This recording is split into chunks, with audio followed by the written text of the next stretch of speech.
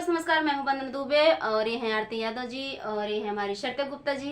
तो आज हम तीनों लोग मिलकर एक दहेज गीत सुना रहे हैं और बहुत ही प्यारा दहेज गीत है। कैसे लगेगा कमेंट में जरूर बताना। आशा करती हूँ ये गीत आप लोग को बहुत ही पसंद आएगा।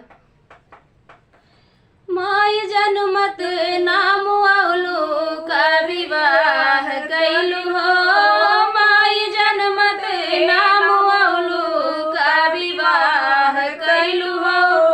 दै के बेटिया जनम अपराध कैलू हो, दै के बेटिया जनम अपराध कैलू हो। माय जनमत नाम औलो का विवाह कैलू हो, माय जनमत नाम औलो का विवाह कैलू हो।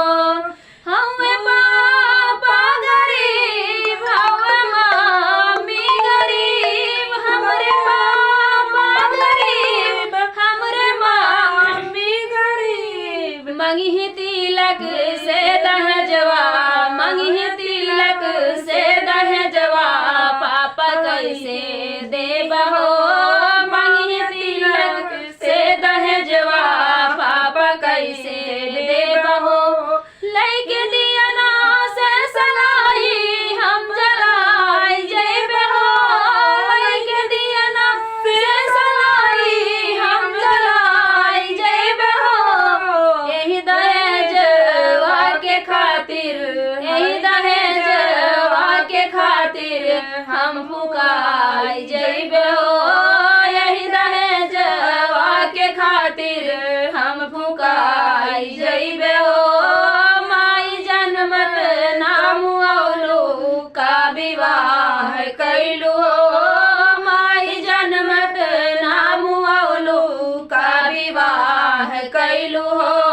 हमरे चाचा गरीब हमरे चाची गरीब, हमरे चाचा गरीब हमरे चाची गरीब। मंगी तिलक से दहेजवा, मंगी तिलक से दहेजवा, चाचा कैसे देबहो।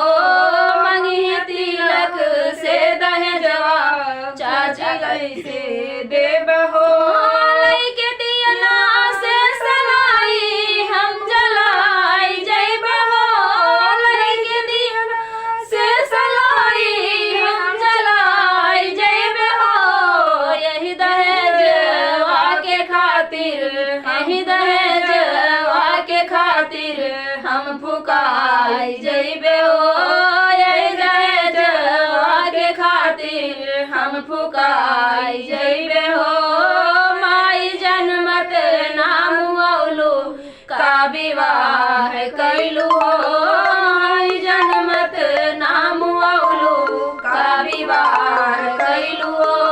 हमरे भैया गरीब हमरे भाभी गरीब, हमरे भैया गरीब हमरे भाभी गरीब। मंगी तिलक से दहेजवा, मंगी तिलक से दहेजवा, भैया कैसे देबहो।